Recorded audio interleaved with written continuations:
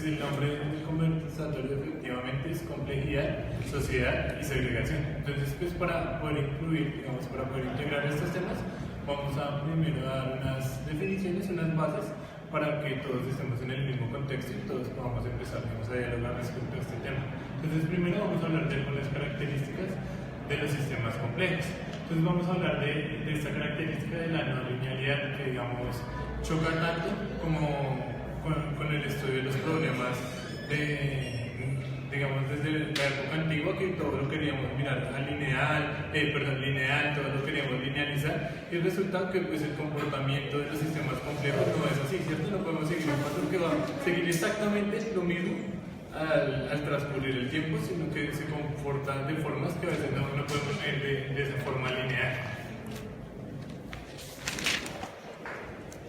Entonces, entonces ya luego hablamos de la emergencia, que es básicamente estos comportamientos que surgen y que nosotros no teníamos planeados dentro de un sistema complejo. Entonces, supongamos, nosotros le damos unas condiciones iniciales al sistema y de pronto surgen cosas que decimos, uy, ¿qué pasó acá? No había un plan, no diseñamos un plan para que esas cosas pasaran. Entonces decimos que tenemos comportamientos emergentes, pero no por ser emergentes, no porque surgieran aparentemente de la nada, quiere decir que los podemos despreciar. Al contrario, son bien importantes para entender los sistemas complejos y debemos ponerles especial atención a esos comportamientos para entender nuestros sistemas complejos. Bueno, por otro lado tenemos el comportamiento de autoorganización, que se trata pues, de que dentro de los sistemas complejos los individuos se organizan sin que nadie los esté dirigiendo, sin que nadie les esté diciendo, bueno, usted va a hacer esto, usted va a hacer esto, usted va a hacer esto, sino con el fin de solventar un problema, de poder afrontar algo, o sea, digamos, focalizados en un objetivo, pero sin que nadie esté básicamente ahí diciéndoles o organizándoles, ¿sí? Es un comportamiento que se da por iniciativa del mismo sistema, nadie está ahí dirigiendo. Entonces también es muy importante, otra característica muy importante de autoorganización en sistemas complejos. Bueno, la adaptación también, de hecho son términos muy relacionados. Entonces tenemos que la adaptación es básicamente que el sistema recoge información de su medio para poderse adaptar a los cambios del mismo. Entonces, sí, él procesa como que toda la información para poder sobrevivir en el medio en el que se encuentra, porque pues el medio también sufre cambios a lo largo del tiempo. Y otra característica muy importante es la interacción entre las partes y todos los individuos. Por eso mismo es que no podemos estudiar las partes de un sistema de manera individual, ¿cierto? Le estamos saltando algo si hacemos esto, porque necesitamos esas interacciones, esa manera en que actúan unas partes del sistema con otras, es muy necesario para poder entenderlo. Si los estudiamos individualmente, nos estamos saltando esa característica y no vamos a entender el sistema porque se comporta de alguna manera.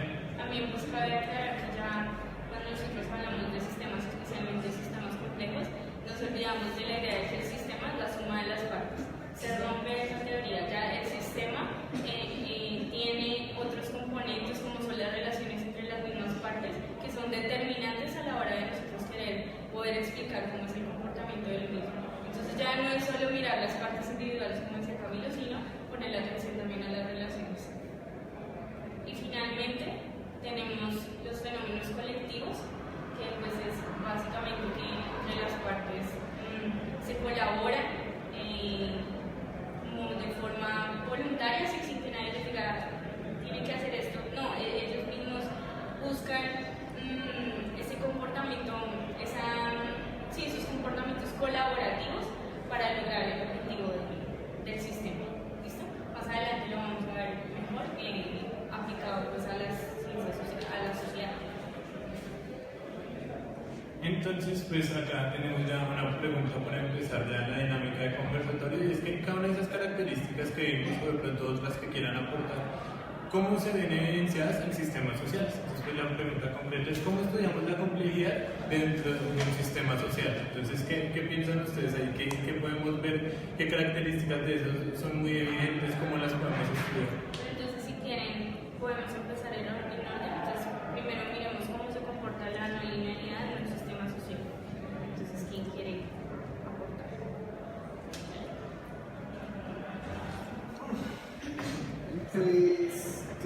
concepto de no linealidad está muy relacionado, bueno, tiene que verse con esa retroalimentación que hay entre los niveles locales y los niveles macro de los sistemas.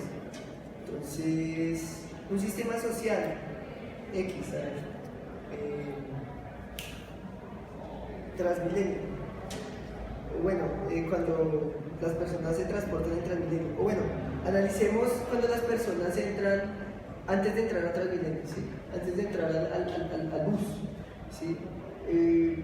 Las relaciones micro, o sea, miremos cada individuo aparte, qué es lo que quiere.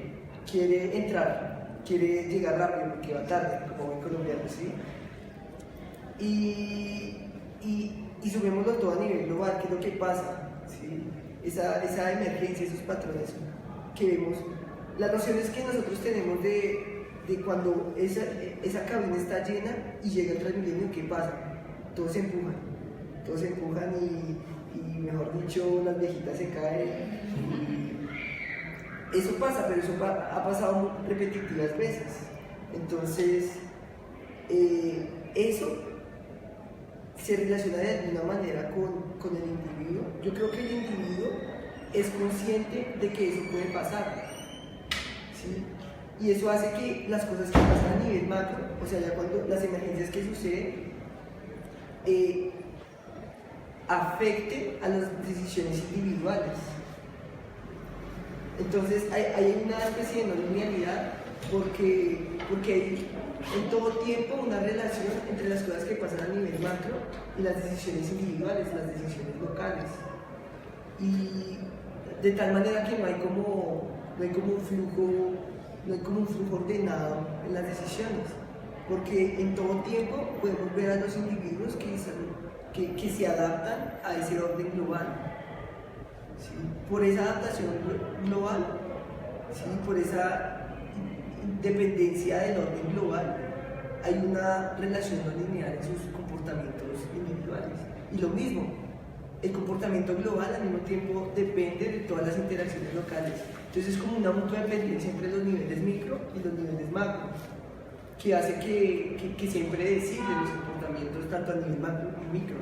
¿Sí? Ese es lo denso de los sistemas sociales, de los sistemas complejos, esa clase de relación. Es precisamente eso, o sea, no poder predecir exactamente el comportamiento de un sistema social, donde es muy interesante ese concepto de no linealidad, y aparte porque sí, efectivamente yo tomo decisiones como sujeto por mi construcción social, ¿cierto? Por todo lo que he vivido, pero también por las cosas que pasan en el momento.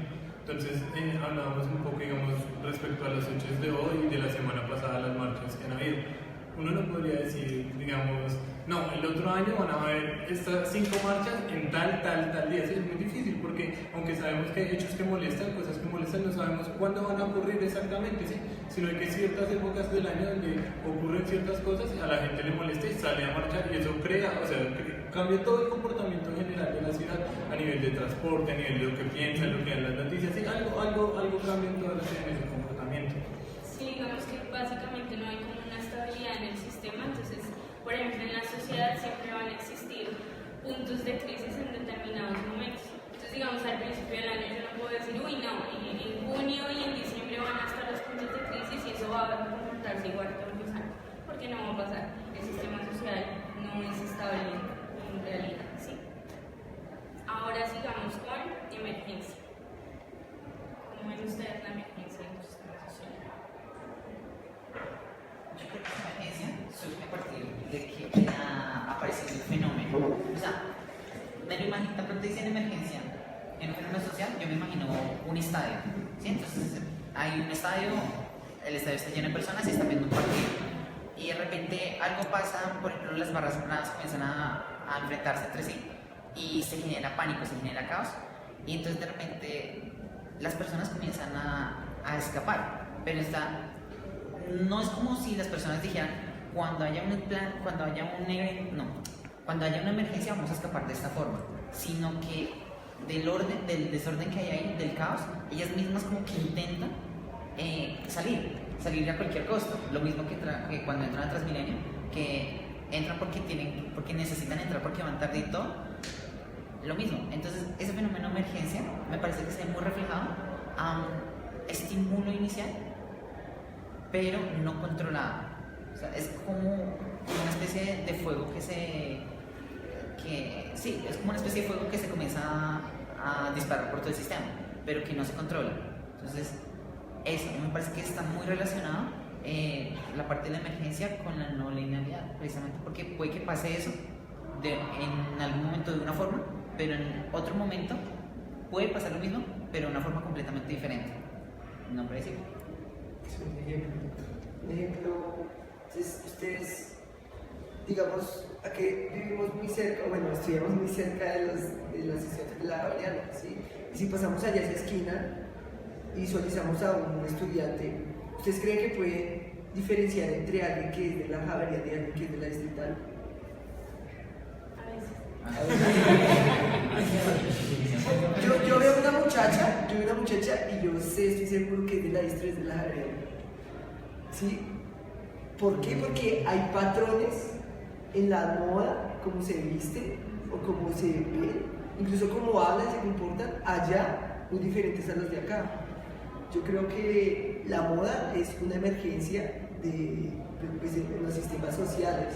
Si esa especie de similitud que puede haber entre los individuos se genera por esa influencia, ese querer parecerme a los demás, pero al mismo tiempo querer ser diferente, independiente, pero al mismo tiempo quiero tener una identidad social, y todo eso hace que a nivel global se genere una especie de similitud en la forma de vestir, en la forma de hablar, en la forma de actuar, ¿sí?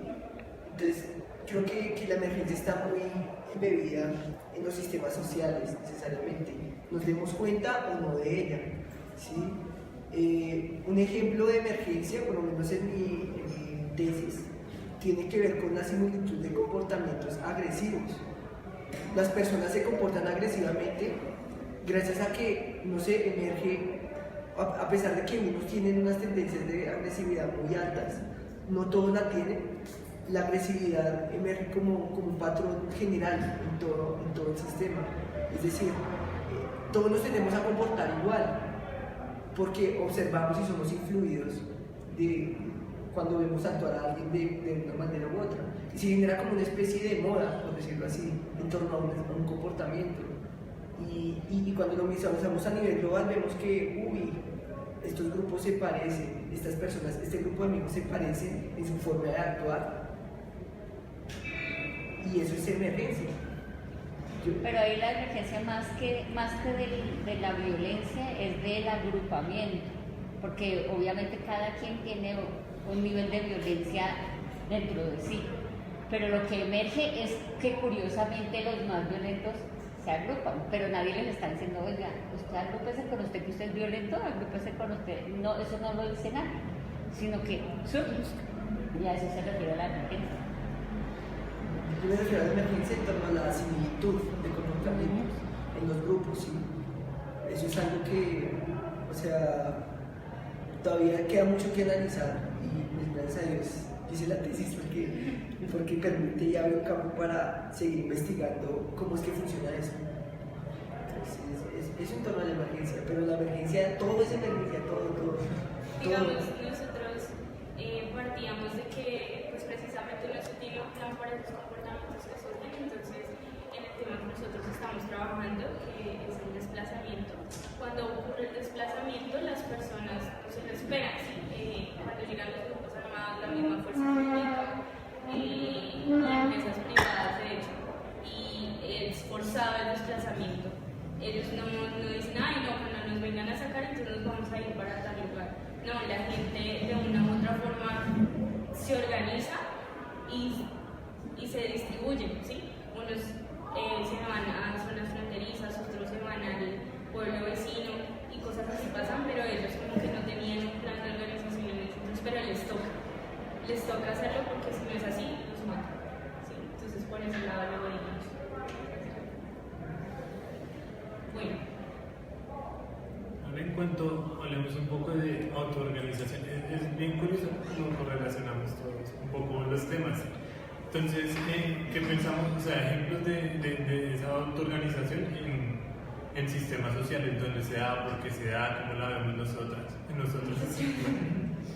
Pues, bueno, hay algo que me pareció muy interesante, que lo he tocado en las tutorías y que lo vi también en el seminario pasado con respecto a los sistemas sociales. Es que nosotros malinterpretamos, bueno, tendemos a malentender el concepto de sistema social a solo los humanos, cuando en realidad hay muchos otros ejemplos de sistemas sociales, como por ejemplo los bancos de peces y en concreto para este ejemplo las bandadas de aves. ¿Sí? Entonces, hasta donde yo alcancé a investigar un poco en la inteligencia de aves, los líderes de las bandadas surgen de manera natural. O sea, no es que los pájaros entre sí se dispongan a elegir un líder, votación, democracia, registraduría nacional, sino simplemente se organizan es como que un pequeño grupo de ese pocotón de aves comienza a arrancar hacia la dirección que ellos creen conveniente, ¿sí? Con base a sus instintos naturales. El 3%, o sea, si el 3% de esa bandada coge hacia una dirección, es suficiente para que el resto de la bandada lo siga. ¿Sí? Entonces, imagínense como el caso de que es como un valle lleno de pájaros. ¿Cómo hacen para saber los pájaros hacia dónde arrancar? ¿Sí? Es muy intuitivo y se parece mucho a nosotros. Básicamente, para donde va Vicente, no, para donde va la gente, va Vicente. Sí, Para donde Vicente va la gente, eso. Entonces es lo mismo. Entonces, cuando ven una pequeña agrupación más grande que los demás, dicen, nos vamos para allá. Eso pasa con los pájaros, pasa con las hormigas en las feromonas, pasa con los peces, pasa otra vez con los humanos en las estampidas, y así sucesivamente. Sí, pues, hay algo muy importante en lo que mencionaba Víctor, y es que de alguna manera hay una comunicación, ¿sí?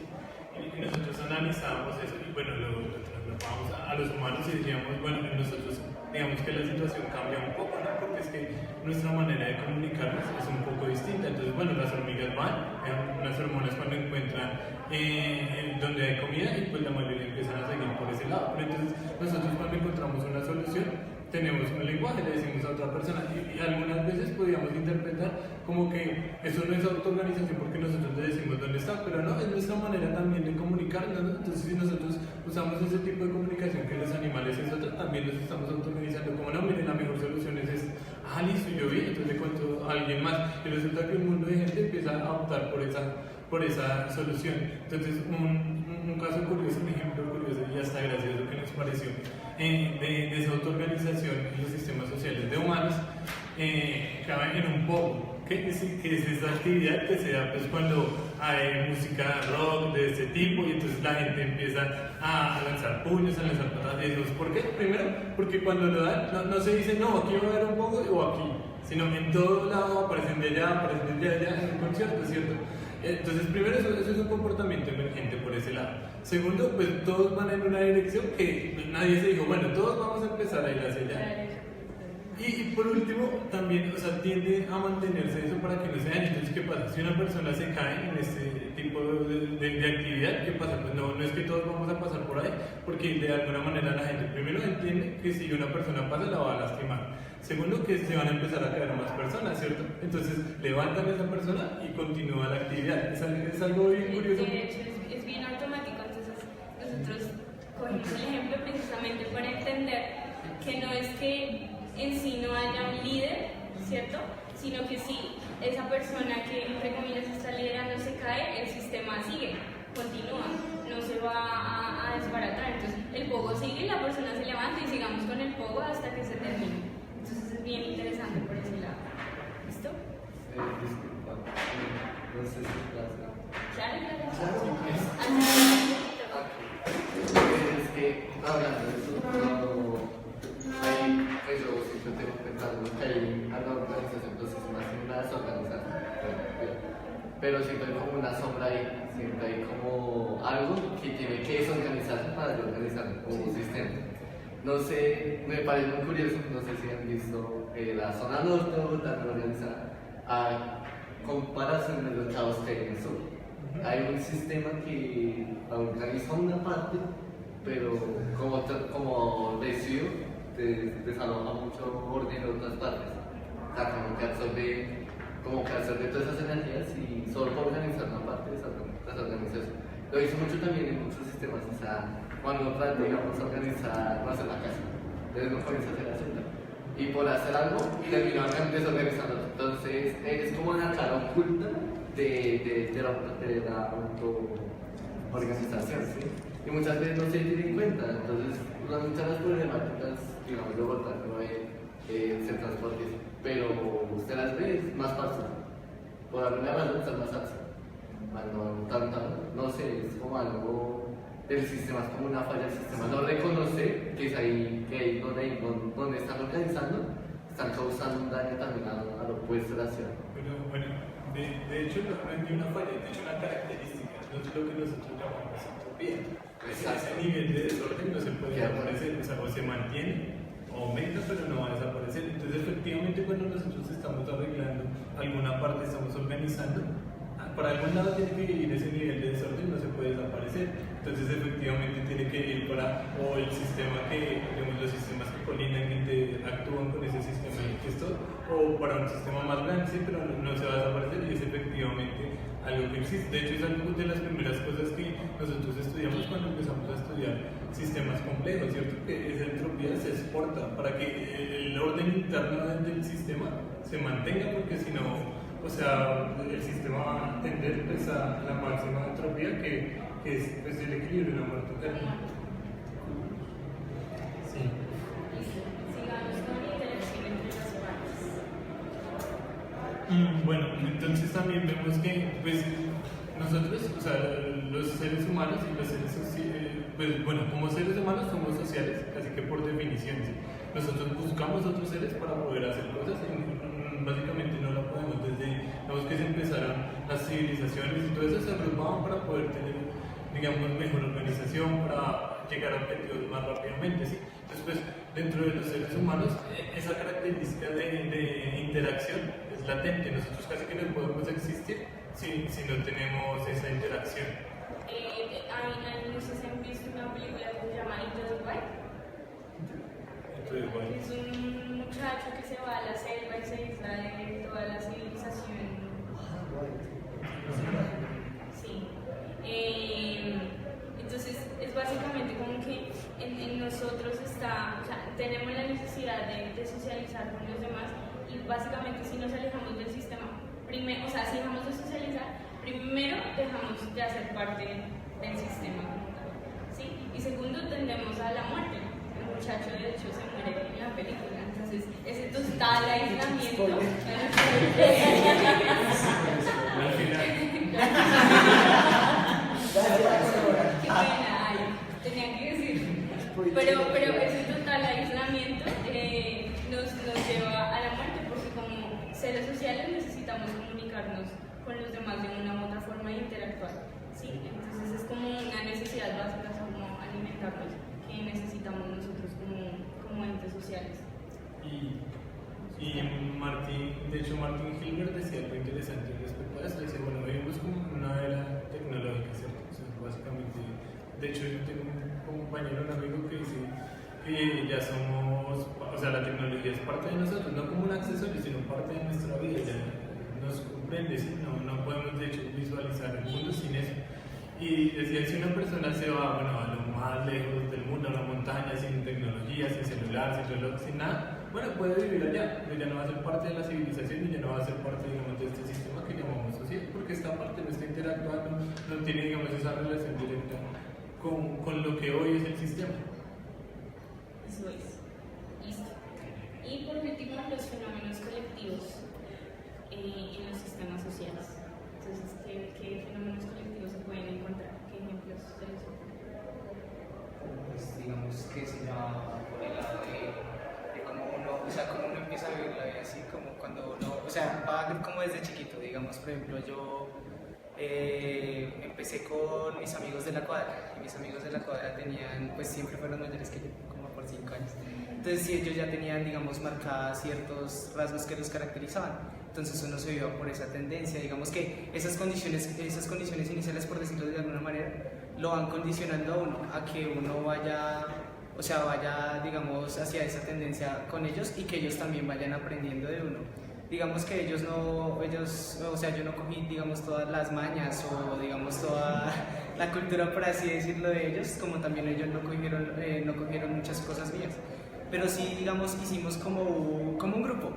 Sí, ese grupo, digamos, tiene ciertos aspectos que son muy diferentes a los grupos de ellos, digamos, los amigos de ellos con los amigos míos, que digamos mi tendencia es más hacia rock y ellos es más, digamos, pop y todo lo demás.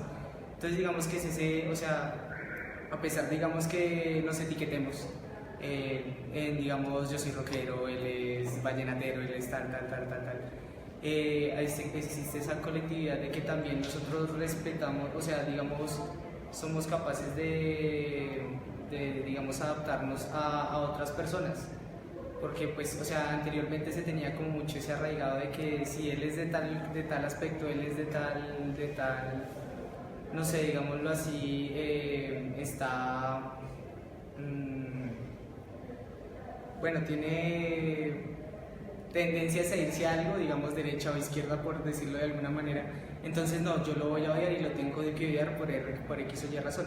Pero no, a veces, digamos, como el hecho de conocer a esa persona, conocer a esos grupos de personas y darse cuenta de que no es así, o sea, de alguna manera está funcionando mucho ahí la emergencia, porque uno listo dice, o sea, yo no me voy a juntar con esta persona porque es esto y esto, pero yo no me he dado la paciencia y el tiempo de decir, bueno, listo, vamos a conocer a este grupo de personas para ver cómo son. Y ya respecto a eso uno dice, listo, bueno, antes él me caía mal, pero yo no sabía por qué, yo ni siquiera me había tomado el atrevimiento de conocerlo, bueno, el tiempo para conocerlo. Y digamos, esos son como esos grupos que se van formando ahí y que son de diferentes, o sea, digamos, de diferentes culturas, de diferentes comportamientos y eso que pues van haciendo lo que conocemos como un sistema social. Yo me imagino los fenómenos colectivos del tipo, o sea, que son cosas que hace una comunidad y comunidades pequeñas dentro de esa misma comunidad. Entonces les doy dos ejemplos. En Suiza, si no estoy mal, no me falla la memoria, hay una universidad famosísima, tan famosa que no me acuerdo el nombre en este momento, pero el hecho es que cuando las personas tienen un hobby, o sea, todas las personas que habitan allá tienen un hobby, es que si uno sale a las 12 de la noche y grita por la ventana, entonces por allá otra persona en otro apartamento le responde a uno el grito. Entonces uno grita y la otra persona grita y luego así comienzan a producirse gritos y gritan hasta que llega un punto en que ya las cosas se caen. Es como botar una piedrita a un charco de agua, ¿sí? Pero entonces eso solo pasa en esa comunidad, eso solo pasa en esa sociedad. ¿Por qué? Porque los individuos pertenecen a esa sociedad y es un fenómeno que pasa en ese colectivo. Bueno, yo lo veo de esa manera. O lo segundo es, por ejemplo, yo no sé si ustedes hayan visto un partido de fútbol de esos es que toda esa cultura vikinga, por así decirlo, perdón el término, tienen muchas costumbres ricas en ese tipo de cosas. Entonces, cuando estos señores iban ganando un partido, ellos como que levantan los brazos así y comienzan a aplaudir así, ¿sí? Entonces, y ellos comienzan a hacer eso. Y entonces al principio todos son desordenados. O sea, comienza el señor en la cancha haciendo eso. Y todos súper desafinados. Entonces el señor pausa y luego lo vuelve a hacer. Y luego lo vuelve a hacer. ¿Sí? Hasta que ya todo como que vuelve a ser organizado. Que todas las personas que están asistiendo a ese partido lo hacen de una única manera. Pero eso pasa allá. Eso no pasa en un partido de la Selección Colombia. ¿Por qué? Porque es un fenómeno de la sociedad allá. No un fenómeno de la sociedad aquí. Similar puede ser con la ola, cuando uno hace la ola. Por ejemplo. No puede pasar que el de la mitad no la haga. ¿Qué le pasa? Vamos a ganar la ola, ¿sí? Exactamente. Sí, esos serían como los fenómenos colectivos. Y otra cosa que, digamos, nosotros quisimos extrapolar son como estos comportamientos que surgen colaborativos, en fin, de ayudarse entre sí. Por ejemplo, en desastres naturales, las personas se ayudan indistintamente de las características que tengan, ¿sí? Porque están bajo la misma situación.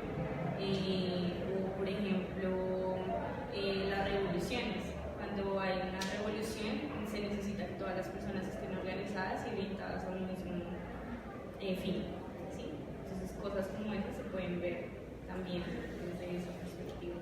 Otra cosa curiosa, digamos, desde un poco más ingeniería, desde el software libre. O sea, primero nosotros tenemos la creencia que el software siempre fue como lo conocemos conocemos, como que lo producía una empresa y nos lo vendía como con licencia.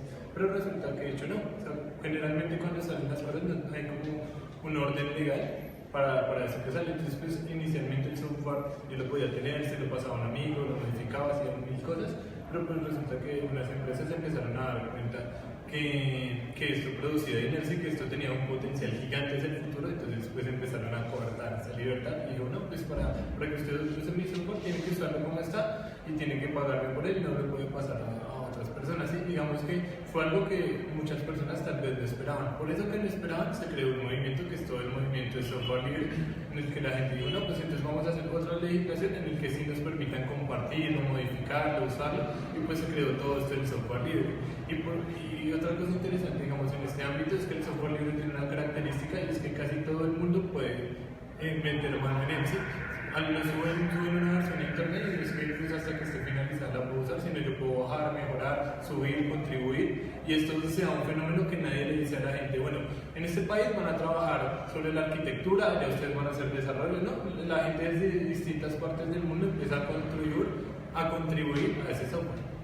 Precisamente, digamos que una característica que se ve en todos los centros es que es de forma voluntaria, ¿no? Nadie obliga a nadie a aplaudir ni a hacer la ola ni nada, sino que todos de forma voluntaria hacen y de una u otra manera se forma un conjunto de comportamiento similar. Pero digamos que eso también, o sea, pues digamos que en algunos casos sí es autónomo, pero otras veces es, o sea, una obligación, digamos, muy inmiscuida, ¿cierto? Porque pues si usted para, o sea, no, o sea, ¿por qué está parando? Digamos que también es, o sea, una presión social.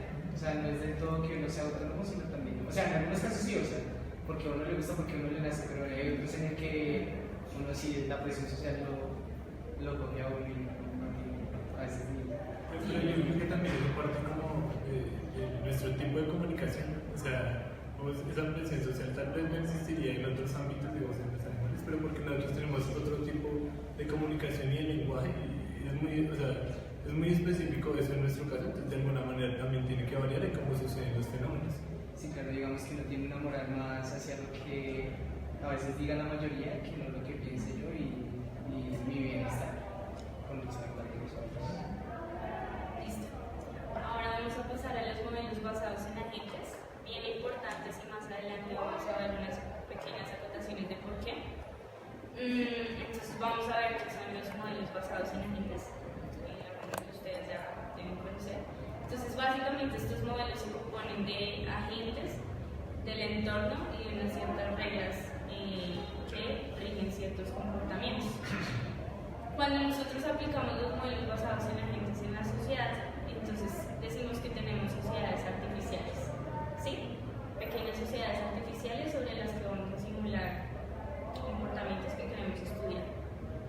Bueno, entonces pues nos vamos a la ya conocida definición de pronto para muchos como Christie y todo eso pues, es muy citada. Entonces, ¿qué es un agente? Un agente es cualquier cosa capaz de percibir su medio ambiente con la ayuda de sensores y actuar en ese medio utilizando actuadores.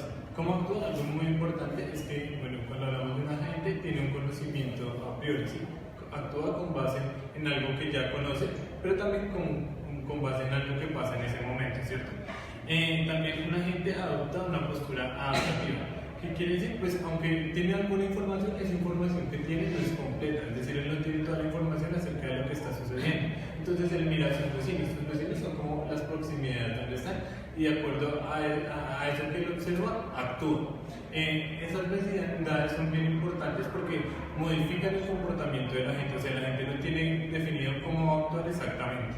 Así como también lo decían por acá, esas acciones individuales afectan mucho al conjunto social, igual que pues, el conjunto social o esa construcción influye en el comportamiento del individuo, entonces es como recíproco.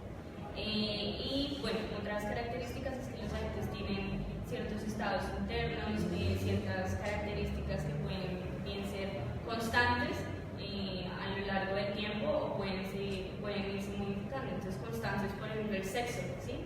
Femenino, masculino.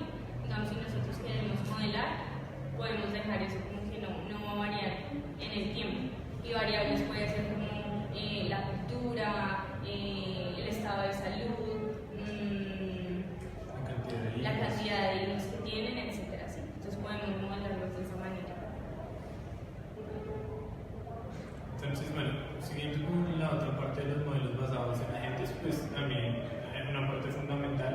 entorno. Entonces el entorno básicamente lo podemos definir como estas tres cosas.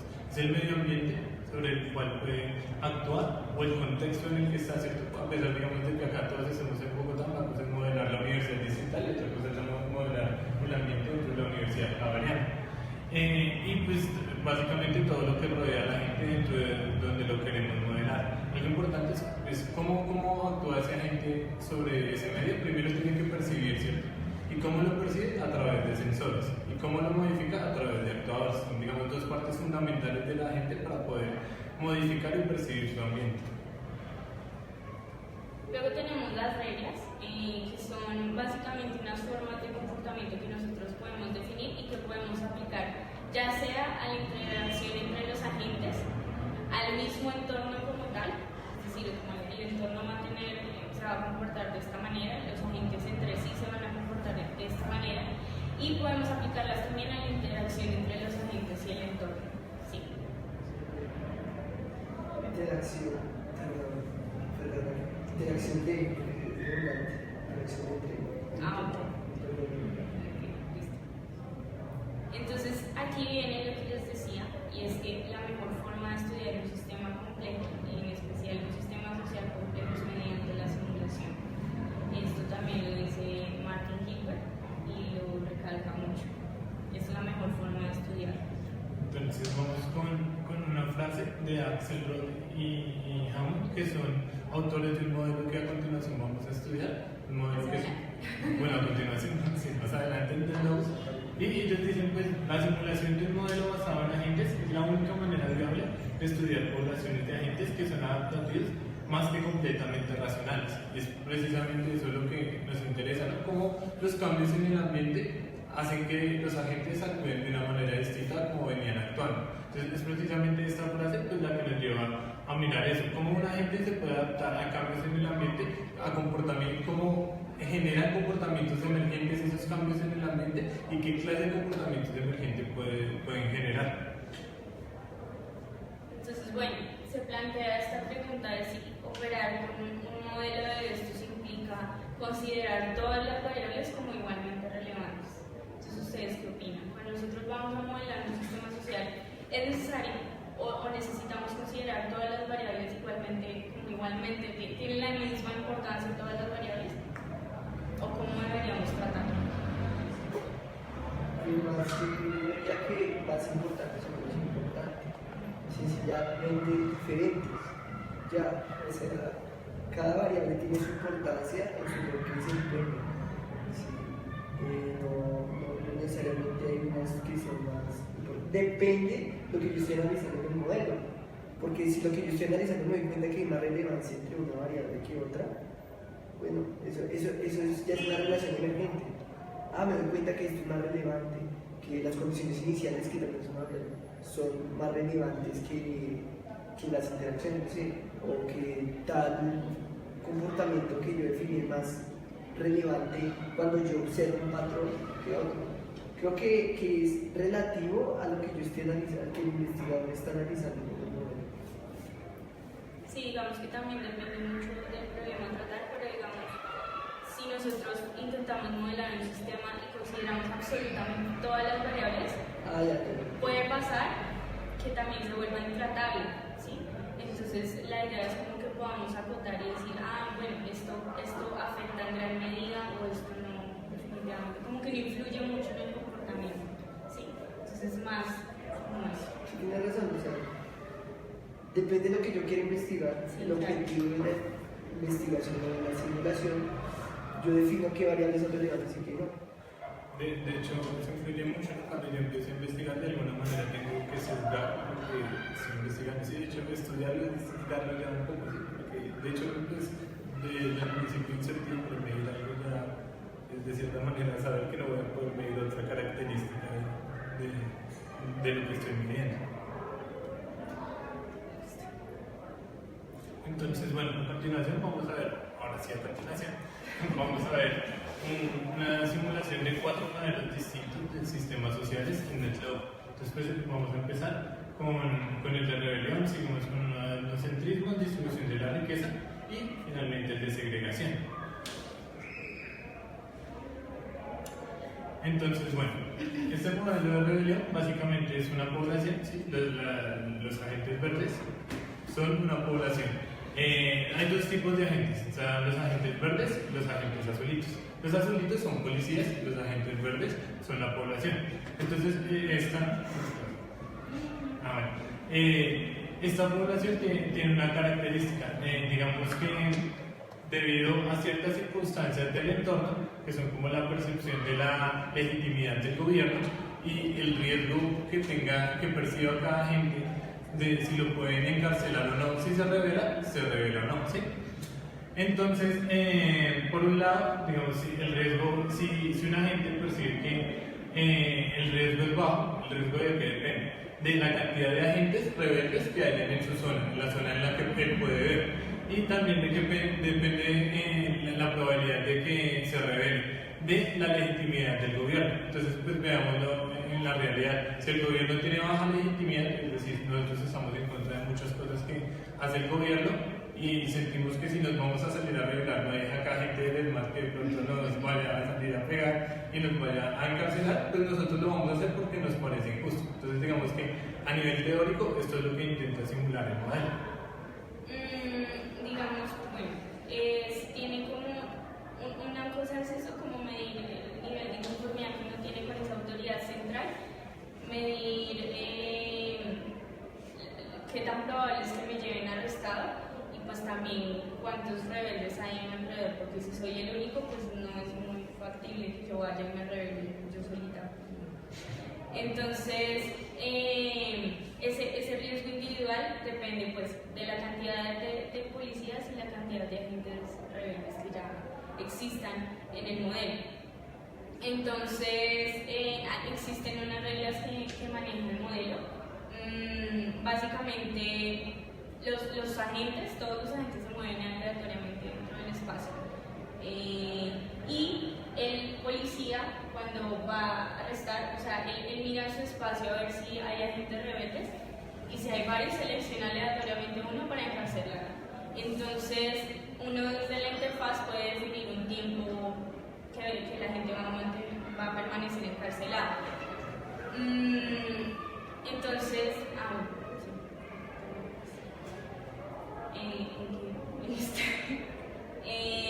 bueno, entonces dependiendo de ese tiempo, pues van a haber más agentes encarcelados o no, y se van a revelar más o no, ¿sí? Entonces, vamos a mostrarles cómo funciona.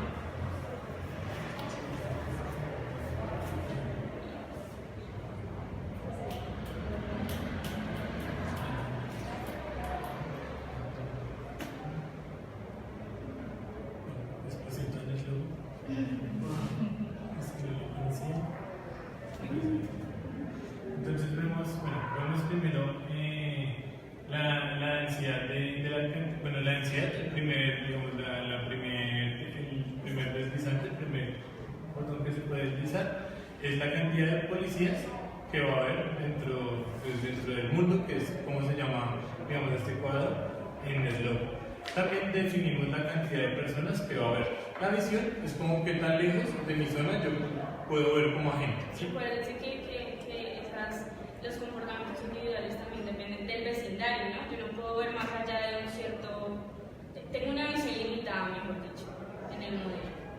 Otros parámetros que podemos ver ahí es la legitimidad del gobierno, pues lo que les decía, o sea, qué tan de acuerdo estoy yo con el gobierno o no. Y esa legitimidad es bien importante porque es un carácter general, ¿sí? No depende de cada agente, sino es una misma para todos. Y pues la otra ya es la máxima cantidad de agentes que pueden haber encarcelados.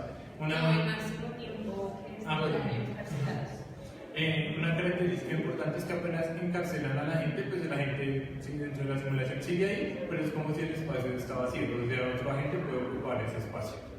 Entonces, bueno, así funciona la simulación. ¿Qué son los rojitos? Los rojitos son los que se revelaron. Y ¿Sí? se revelación. Y los verdes son tranquilos, ¿sí? No se han revelado todavía. Uy. Los que aparecen negritos Hay temporadas. están encarcelados. Qué En lo cool. más, sí. Es psíquico. Y los triángulos azules son los policías. Vemos que la legitimidad del gobierno está alta, ¿sí? Entonces, pues por eso hay como intervalos, pero si nosotros empezamos a variar, ¿cierto? También es que el máximo de tiempo que puede durar la gente en la cárcel está alto, pero si lo variamos, ¿vieron la curva? Empieza a variar muchísimo.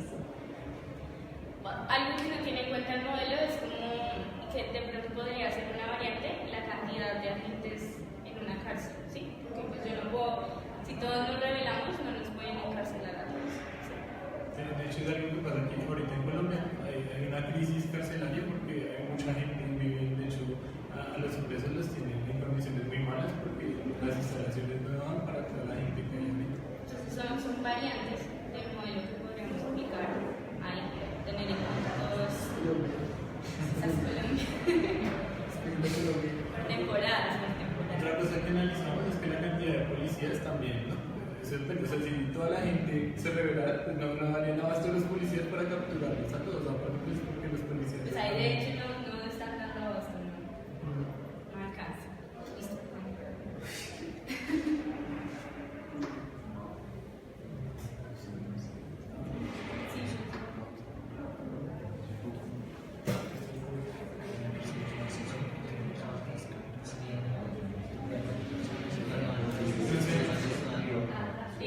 ¿Tienen algún comentario, algo que quieran opinar? ¿Qué les parece, digamos, esta simulación? Sí, que digamos, también lo chévere de estas simulaciones es que es software libre, de hecho no es lo que hablamos ahorita, y lo pueden modificar, ¿sí? Lo pueden modificar, añadir simulaciones, cambiar muchas cosas. ¿A ustedes qué dudas surgen? ¿Cómo modificarían el modelo? ¿Qué le añadirían a las iniciales? ¿Qué adicionarían? ¿O qué interpretaciones también se pueden hacer de lo que se ve? Con la realidad. Pues yo, por ejemplo, ahí vi que había una parte en la que cada cierto tiempo, o sea, al principio las revoluciones eran como una gran revolución y luego callaba. O sea, el tiempo, o sea, como paz, por así decirlo. Pero después de cierto tiempo, se comenzaba a ver un comportamiento repetitivo antes de que tú comenzas a variar los parámetros. ¿Sí? Entonces, de que rebelión, tranquilidad, rebelión, tranquilidad. Y yo, por ejemplo, no alcancé a asociar al tiempo en que duraban esos agentes rebeldes en la cárcel. Yo estoy seguro que si se hubiera incrementado el tiempo en la cárcel de esos agentes, o sea, no, esa misma curva se hubiera aparecido, pero más ampliada en el tiempo. ¿Sí? Pues ese es un comportamiento que yo vi ahí. Ahorita pensándolo, si nos damos cuenta de los paros en la universidad, son bien curiosos porque tienen ese comportamiento. En el 2011 hubo un paro gigante y después de ese paro nadie quería saber nada de eso en un tiempo. Entonces la gente varía, cambia y otra vez 2014 y... Pero sí es como por temporada, o sea, y aquí es como el pico máximo, pero se cambia. Y otra vez ocurre algo, otra vez. Debe ser que Dios está variando los parámetros. Nos están manipulando. Listo. Bueno, el modelo de etnocentrismo es pues, precisamente de estas dos personas que les comentábamos ahorita la frase de Axel Roth y Hammond. Y pues primero tenemos que saber qué es el etnocentrismo. ¿Sí? El etnocentrismo es la tendencia o la ideología de un grupo de personas a creer que su grupo, su etnia, es mejor que los demás o que alguna característica de su etnia es mejor a la de los demás. Entonces, pues en esto se basan ellos dos para... Entonces, bueno, existen 4 tipos de agentes que inicialmente son 2 grupos grandes y se dividen en subgrupos. El grupo grande es los círculos. Cuando ahorita veamos el modelo, no le ponga tanto atención al color, sino a las formas. ¿Sí? Entonces, los círculos son aquellos que colaboran con agentes de su misma raza, ¿sí? Por así, o sus mismas cultura o cosas así. Voy a decirle raza como para no decir todo. Y los cuadrados son los que colaboran con agentes de su diferente raza, ¿sí? Entonces, los círculos se dividen en 2 grupos, que son los círculos rellenos y los círculos vacíos. Los rellenos son altruistas,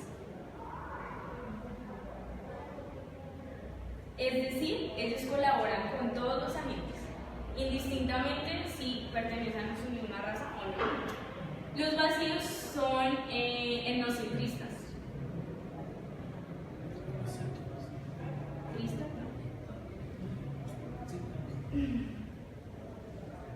Solo colaboran con los de su misma raza, como decía ahorita Camilo, definiendo el concepto de etnocentrismo.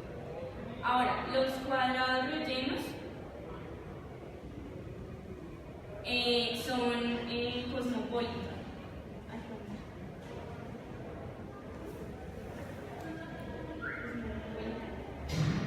Los cosmopolitan ayudan a los que no son de su misma raza. Solo a los que no son de su misma raza. A los de su misma raza como que, ay no, yo soy de ustedes, pero Discutiendo yo de no voy con compilar, ustedes. o sea, pensamos como cuando viene alguien extranjero a Colombia, es muy curioso, ¿no? Porque puede que uno vea a alguien mal colombiano y no lo ayuda, pero ve a alguien extranjero y como lo tratan mejor. Y me damos como la mejor atención para el extranjero, pero entre nosotros mismos como que... Y los vacíos son egoístas, no ayudan absolutamente a nada. ¿Sí? Son en su burbuja por allá, ellos no. Entonces, el modelo de Axelrod quiere decir, quiere digamos, representar que básicamente, aunque varíen en condiciones iniciales, va a haber una tendencia al etnocentrismo y a ese comportamiento de este tipo. Entonces, pues igualmente lo vamos a mirar en la simulación.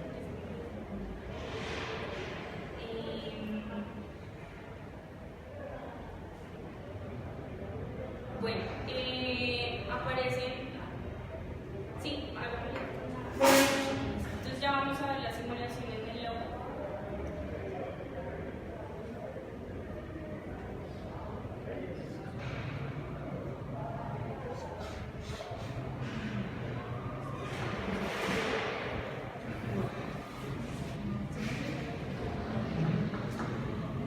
Entonces, bueno, otra característica importante en este modelo es que los agentes, sí hay un sistema de herencia a diferencia, digamos, de muchos modelos que hay en el logo. Entonces, esta característica de herencia básicamente puede heredar las tres tipos de características que tiene el agente original. Es decir, digamos, si ayudan o no a los agentes del mismo tipo, si ayudan o no a los agentes de distinto tipo y el color que tiene el agente. Pero pues básicamente lo del color no importa tanto, ¿no? Ahorita mirar. Entonces, la primera característica, lo primero que se puede variar es la tasa de mutación. ¿Qué quiere decir esa tasa de mutación? ¿Qué tan probable es que yo, al tener una característica, que me herede mi padre? Entonces, pues, aunque le heredan algunas cosas, pueden variar. La siguiente, que es el potencial de reproducción inicial. Entonces, ¿qué pasa? Los agentes van algo importante es que los agentes se mueven e interactúan con base en el dilema del prisionero. ¿Cuál es el dilema del prisionero? Que básicamente, digamos, la explicación teórica es que la policía agarra a dos sujetos por un crimen y los interroga de manera aparte. Entonces le dice a uno de ellos, bueno, si usted declara todo y la otra persona no declara, entonces a usted lo vamos a dejar libre y a él le vamos a dar 10 años de prisión. Si pasa lo contrario, entonces pues a él lo dejamos libre y a usted le damos 10 años de prisión. Si ambos declaran, a ambos le damos 6 años de prisión. Si ninguno declara, a ambos le damos 1 año de prisión porque no les podemos retener más tiempo, ¿sí? Entonces básicamente pues de colaborar o no con mi otra parte. Y entonces acá el premio, digamos, por colaborar con la otra parte es que ese potencial de reproducción incrementa si yo colaboro con mi otra parte, sea o no de mi color. Entonces, pues ahí vemos. También los agentes mueren. Y los agentes cuando mueren dejan el espacio vacío, que es el tercero. En la segunda fila, la primera columna, el primer deslizante que vemos ahí. Entonces, los agentes, la probabilidad que hay de que la gente muera.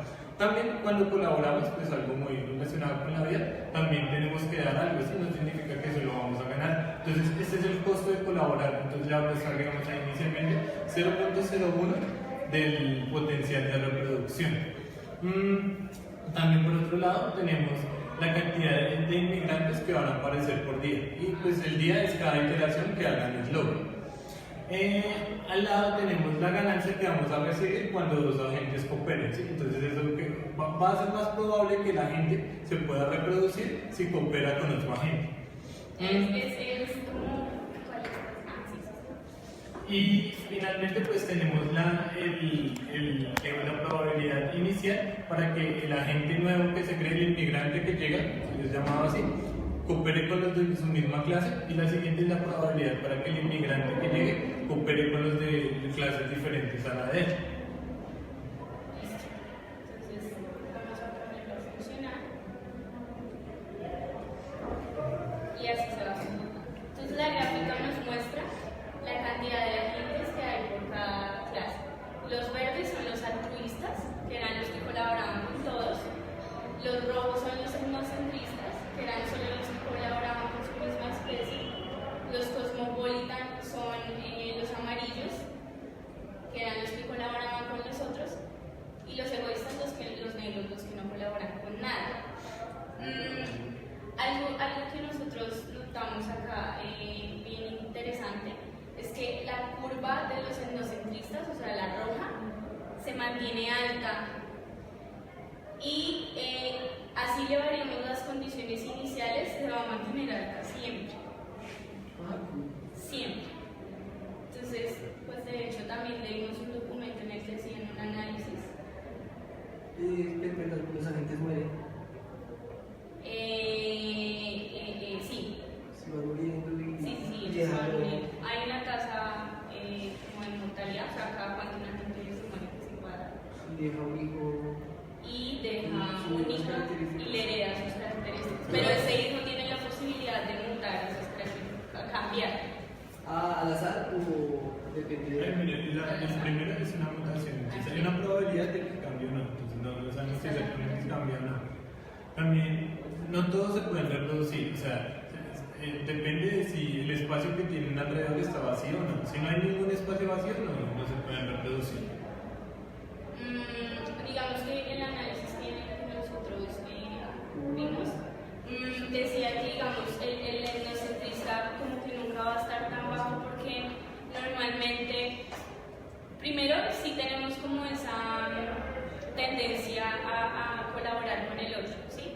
Pero esa tendencia crece más si es de nuestra misma raza, de nuestras mismas creencias, de nuestra misma cultura, con nuestra propia familia, como que nos preocupamos más por colaborar con ellos que por colaborar con ellos. Y tampoco somos totalmente egoístas, ¿no? O sea, no es como, no le voy a ayudar ni nada. Digamos que un caso particular de los cosmopolitan, que son los que ayudan a los de la otra raza, pues primero estaba lo de los extranjeros, y a mí se me ocurrió otro que es con mi mamá.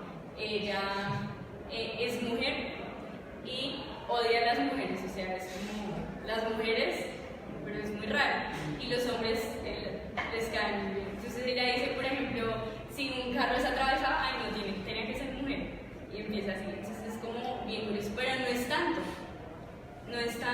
o sea, casi no se ve más como esa colaboración de nuestra misma raza, pero hay colaboración que es como lo importante allí.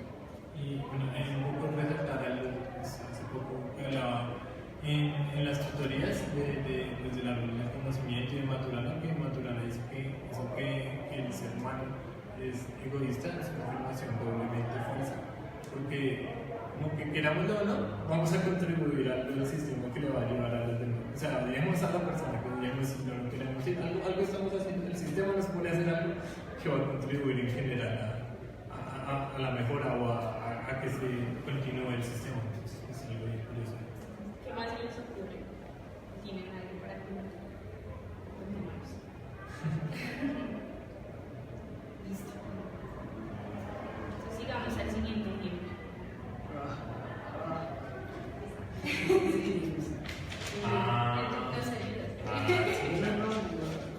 Entonces, bueno, en el modelo de distribución de la riqueza básicamente hay tres tipos de población. La gente, digamos, que tiene harta riqueza, que son pues, la gente rica, la gente de ingresos medios y la gente pobre. Los rojos son la gente pobre, los verdes son la gente con ingresos medios y los azules son la gente pues, rica. Entonces, cada grupo, bueno, acá la riqueza digamos, se explica como con granos, ¿sí? Entonces, cada grupo tiene una cantidad de riqueza inicial que es representado por un grano. también tiene una capacidad de grano, es decir, la cantidad de riqueza que puede acumular. Esa cantidad de riqueza inicial es importante, que es igual para todos, aproximadamente igual para todos los agentes. Entonces, ¿qué pasa? Esa riqueza, ¿cómo se gasta? Los agentes tienen que comer ese grano que representa la riqueza para poder sobrevivir. Bueno, sí, y también hay otra cosa que es el metabolismo, que es básicamente cada cuánto tienen que comer para poder vivir, es decir, qué tan rápido tienen que gastar esa riqueza que tienen. Lo otro es que los agentes tienen una esperanza de vida. Cuando muere un agente, nace otro, pero este sí sin características de herencia. Es decir, nace uno aleatoriamente con características aleatorias. No le hereda nada el que muere. Listo, entonces, si quieres, básicamente ahí lo que medimos es como el nivel de desigualdad o equidad, ¿sí? Que puede existir según la distribución de la riqueza entre los diferentes tipos de agentes. Entonces, vamos a ver ya con la gráfica que es más fácil de explicar.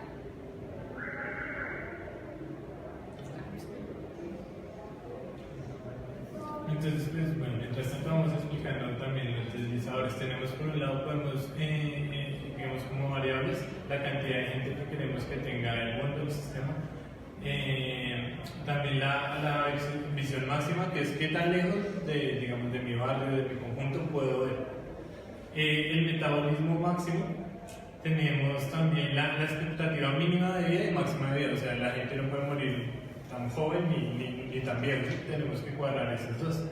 Y también la cantidad de tiempo en que crece el intervalo, es decir, pues los intervalos del eslogo, cada cuánto tiempo va a crecer grano en una zona. También tenemos algo que se nos olvidó explicar, es que no en todo lado crece grano, sino que hay unas zonas donde sí crece grano y hay otras en las que no. Como que la tierra es más fértil en ciertas zonas. Listo, entonces lo que les decía de medir el nivel de desigualdad se hace con la curva de Lorenz.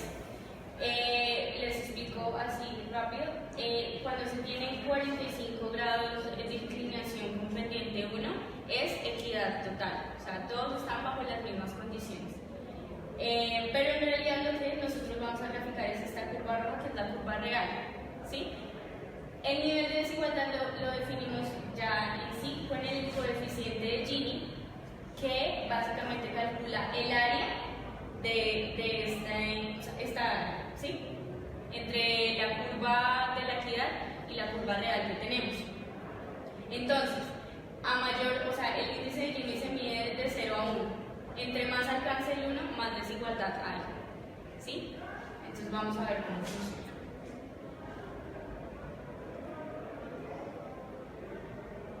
Primero, vemos el crecimiento de la población y vemos que la gente pobre, ¿sí? Los agentes pobres, crecen muchísimo, pero pues siguen siendo pobres, ¿sí? O sea, empezaron todos iguales y ¡pum! Se crecieron los agentes pobres. Los que tienen ingresos medios se mantienen pues por debajo, y los que son ricos se mantienen muy por debajo en comparación con los otros. Entonces ahí dice en el modelo como que podemos ver que el rico se hace más rico y el pobre más pobre, ¿sí? Lo mismo se ve en el histograma, esto es lo mismo. Entonces aquí vemos el coeficiente de Gini, lo que les decía, ¿cierto? Entonces tenemos un coeficiente de 0. Un índice del 0.524, es un nivel de desigualdad bastante alto. En Bogotá el índice de Gini está en 0.53, creo. El hecho es que ha variado entre 0.4 y 0.5 algo, ¿sí? Tenemos un nivel de desigualdad bien alto en la ciudad, ¿sí? Y si nos damos cuenta también de esa población que tenía ingresos medios, o sea, tiende a bajar la cantidad de población y pues tiende a subir la cantidad de población pobre. Es decir, la gente que tenía más o menos recursos medios, pues se volvieron pobres, tienden a volverse pobres en el modelo.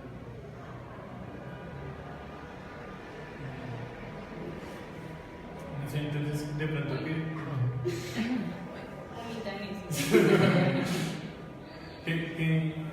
¿Qué se les ocurre? O sea, como digamos que trasladando esto a la realidad.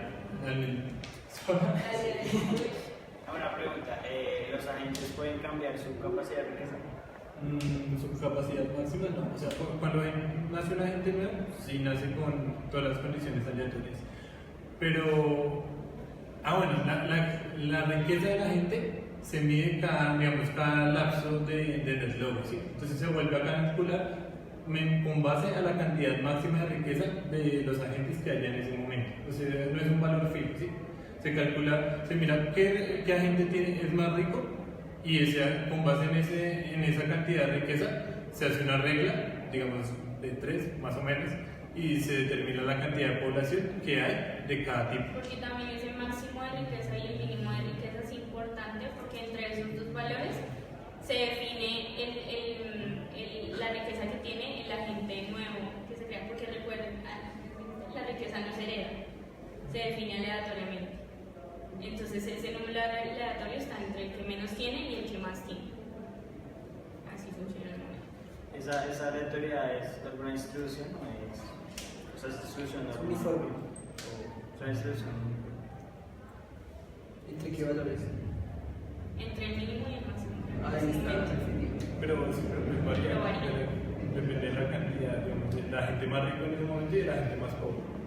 Entre esos dos valores, o sea, Yo tengo una duda. ¿Qué es lo que representa el amarillito? Es la tierra fértil.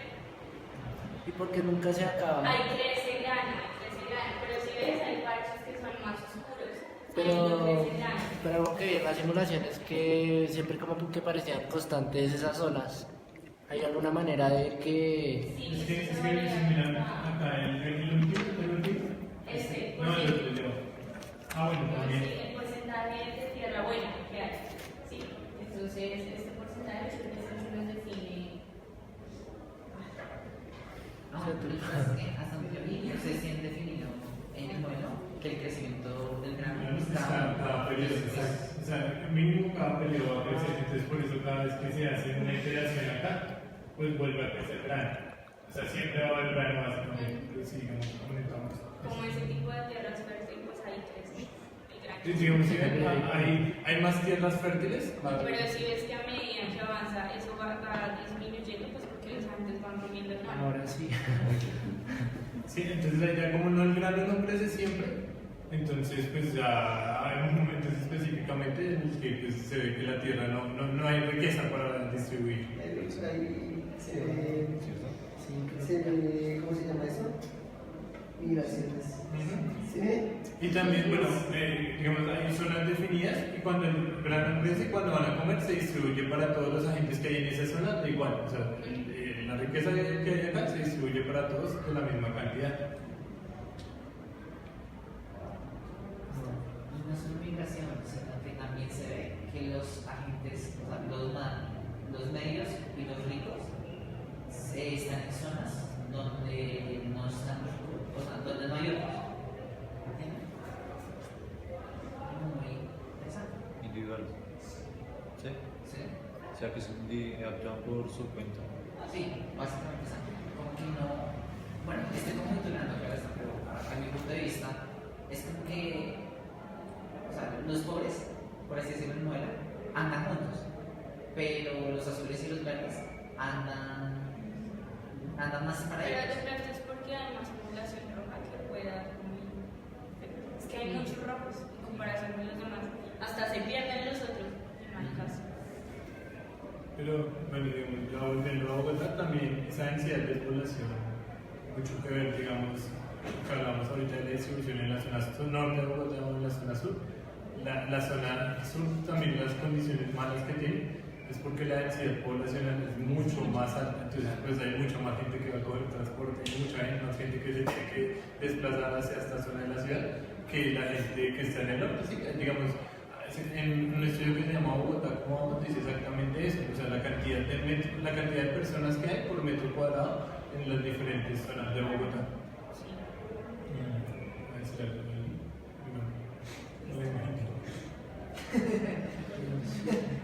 Bueno, entonces vamos ya con el modelo de segregación. Es un modelo es un modelo bien interesante porque Tomás Schelling plantea que a pesar de los micromotivos, no, digamos, la frase exacta, de hecho tiene un escrito que se llama así, los micromotivos no necesitan ser igual al macrocomportamiento. Entonces, él plantea tres situaciones, plantea unos agentes, un juego con tres situaciones.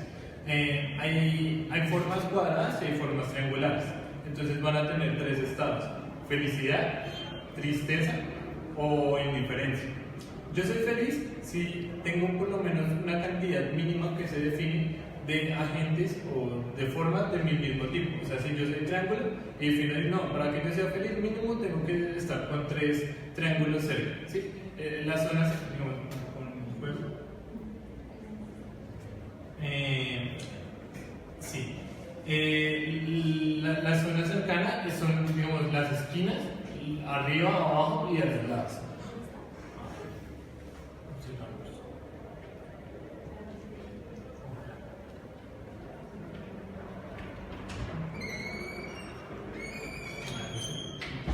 Copiamos un link acá que tenemos del juego.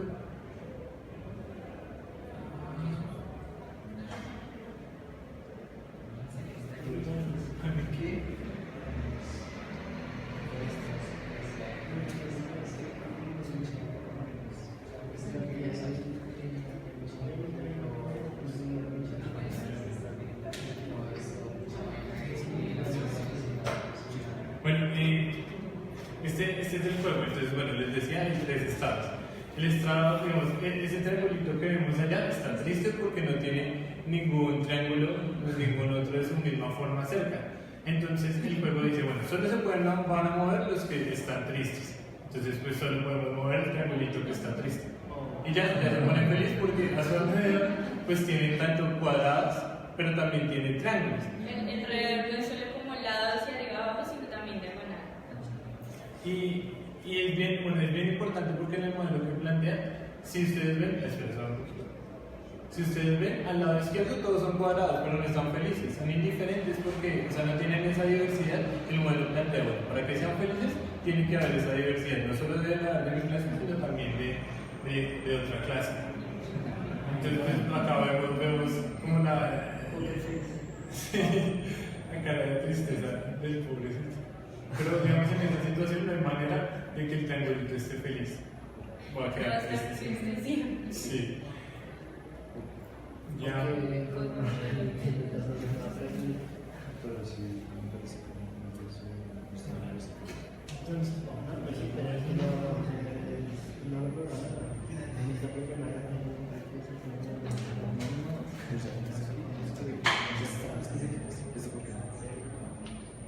Pero bueno, entonces en el modelo desde luego no se plantean esos tres estados de feliz, triste e indiferente, sino solo como el número de los que no están felices y los que sí lo están, ¿sí? Solo están esos dos estados. Correcto. ¿Cómo lo puede ponerlo? ¿Algo? Sí. ¿Por qué el triangulito de que está feliz y el otro está triste, señor, que está la entre? Porque si usted ve, entonces. Tienen que ser al menos.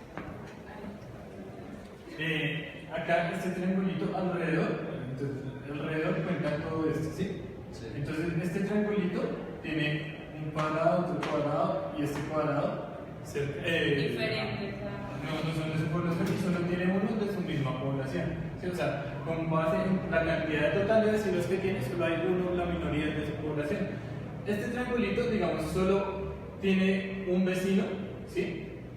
Pero la mayoría, digamos, que podrían haber, si quieres sube este, otro poquito. ¿Sí ves? Ya que es pone vecino. triste, porque ya este no es vecino, entonces, o sea, desde que la mayoría, desde que haya un pequeño porcentaje, que igual acá se puede definir, si acá lo ven acá arriba. Perdón, que hayan dos del mismo tipo alrededor, está feliz. De hecho, uno, alrededor uno, porque si no se cuenta él. Sí, pero. Depende, O sea, No, dos. pero es que también Dos aparte depende de los otros. No porque acá solo hay una, este de la derecha no cuenta. Entonces. debe haber una proporción respecto a la cantidad de vecinos que tiene.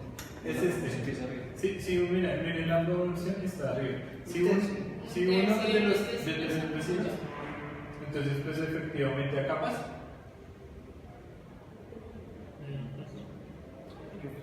Ese por el que está feliz. Este no, nunca va a estar feliz, además porque tiene más vecinos a su vez. Sí, es inevitable que esté cerca de los otros vecinos. Es que también depende de los vecinos de los que no sean. Es la proporción, ¿no? ¿Cuál? Este. ¿Este? El de lado. El de al lado se puede mover. Ah, sí, sí, se puede mover. Y hay que... Solo se pueden mover los tricos. Porque tiene que ser un tercio. Ponle cuidado. Eso. ¿Qué va a ser la misma? Esa es la regla del juego. Solo se pueden mover las figuras que están tristes. Es lo mismo como es como Por eso, pero... Sí, esa es la regla. No, sí, sí, sí, así funcionan las cosas. Además, nosotros le damos el link abajo. Baja ahí un poquito en la página. Sí, hay Hay hartos para que jueguen. El objetivo. Juguemos push. Diga si deberían ser está chévere. Sí, igual ahí cuando subamos la presentación y todo está el link.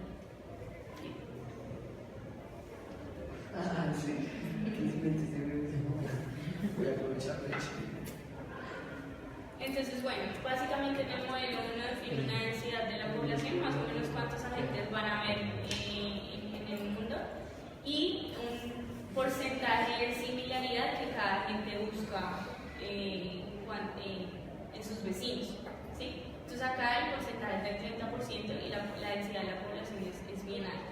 Entonces vamos a ver cómo se comporta. Ah, bueno, los cuadritos que le tienen la X están infelices, ¿sí? O sea, están tristes. Fue rapidísimo porque el porcentaje ya se acabó. Porque el porcentaje de similitud es bien bajito. ¿Sí? Entonces, digamos que ese número de tristes bajó rápido y se alcanzó un porcentaje de similaridad del 77%. ¿Sí? Pero variemos, digamos. Pero digamos que queremos más similitud. ¿Sí? Se demora un poquito más y la segregación es impresionante. Otra cosa es importante que el espacio es infinito del mundo, o sea, este borde se conecta con este borde, ¿sí? Entonces la segregación es muy notoria y de hecho hay unos agentes que nunca terminan siendo felices porque se cruzan con los otros vecinos y el porcentaje de similitud que buscan es el 64% y es como alto. Es bien alto. Entonces, está a punto de terminar, pero todavía no termina. Y entre más alto sea el porcentaje de similares. Y entre mayor la densidad, pues peor porque no tienen en dónde moverse. ¿Seguras? Sí. Claro que Martin Hilbert modifica el modelo, sino que no me acuerdo exactamente los valores que pone. 75 en donde en la similitud.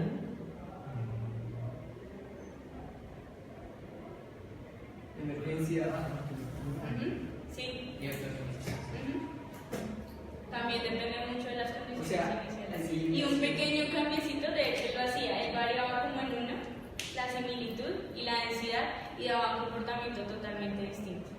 De todas maneras, aquí también hay segregación, todo se agrupa. Sí. Completo. Y él, digamos, variaba, creo que ponía 76, No, ¿no? aquí lo curioso es que Y nunca hay se- tolerancia, o sea, hay 75% de tolerancia y aún así hay segregación. O sea, es que los comportamientos micro, las reglas a nivel micro, no necesariamente determinan el comportamiento a nivel macro. Sí, esa es la No, premisa de pero hecho. no es tolerancia, es la necesidad de similitud con el otro. De hecho, Y si le bajan a la Pero, densidad. Es al revés. sí. Ah, ok, entonces. Pero digamos, creo que Martin modificaba de 76, sí, le conté. Sí, le suma una y ya nunca van a encontrar cómo agruparse. Y son el porcentaje, la tasa de número, la tasa de agentes tristes es muy alta. Y se baja la densidad. Sí, se baja la densidad.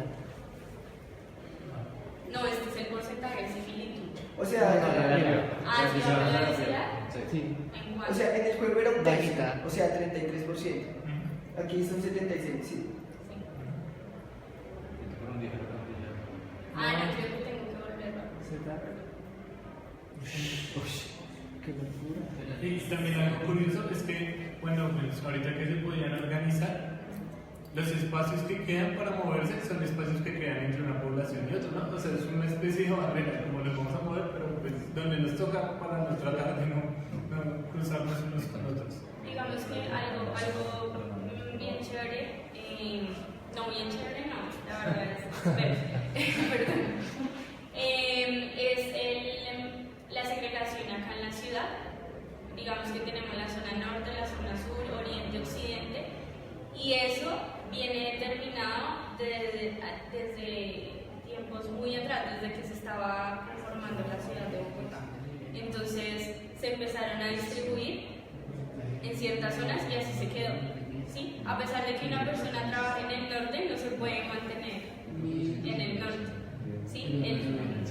Sus recursos no le dan para mantenerse allá. Igual la presión social, yo creo que tampoco se le permite. O sea, desde la apariencia es supremamente distinta, la forma de comportarse es supremamente distinta y el nivel de segregación es muy amplio.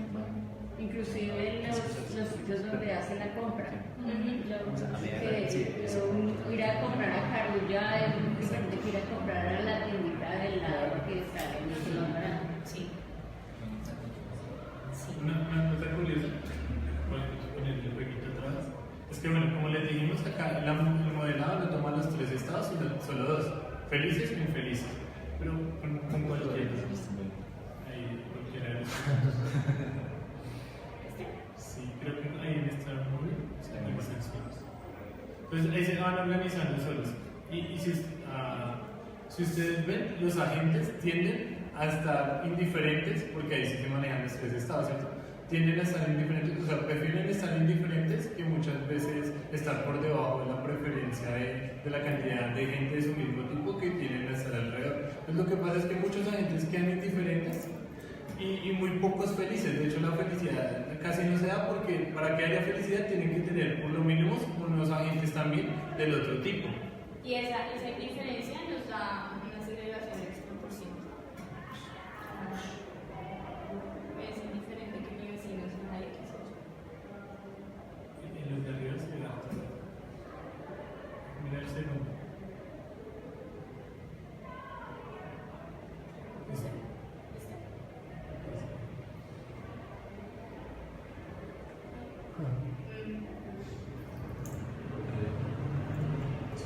No sé si ahí se alcanza a ver la película, pero la mayoría están, o sea, hay muchos que están indiferentes. O sea, no están felices ni tristes. Es migración. Varía mucho. Y bueno, para cerrar.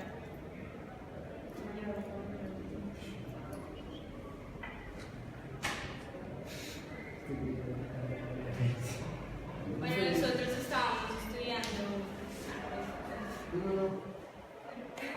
Bueno, nosotros estábamos estudiando para traer este conversatorio y de hecho cuando lo discutimos acá nos dimos cuenta que en realidad todos esos términos están supremamente conectados. ¿Sí? No puedo hablar del uno o sea, no puedo evitar mencionar otro cuando estoy hablando de uno. Están ahí como ligados.